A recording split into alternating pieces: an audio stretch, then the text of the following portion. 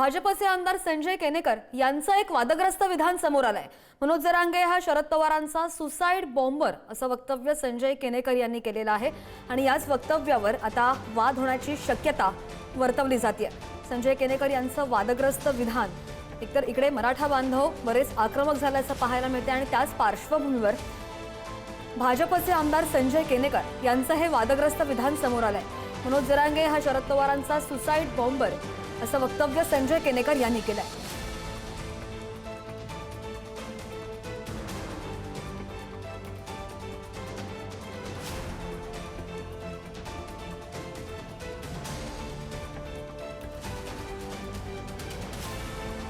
मनोज जरांगे यांच्या आंदोलनाचा आजचा दुसरा दिवस आणि त्याच पार्श्वभूमीवर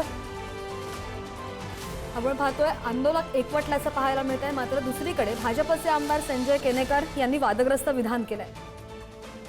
महाराष्ट्रातील शरद पवारांचा एक सुसाइड बॉम्ब म्हणून जरांगेंकडे पाहिलं जातं आणि खऱ्या अर्थानं हे नुकसान बुमरँग होणार आहे।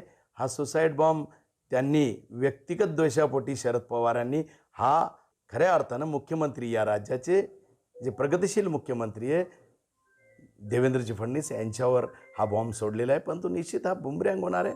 समाजाचं नुकसान शरद पवार करताय। हा सुसाइड बॉम्ब शेवटी समाजाला घेऊन खऱ्या अर्थानं नुकसान पोहोचवणार आहे आणि त्यामुळे निश्चितपणे याचे परिणाम महाराष्ट्राला भोगावे लागेल।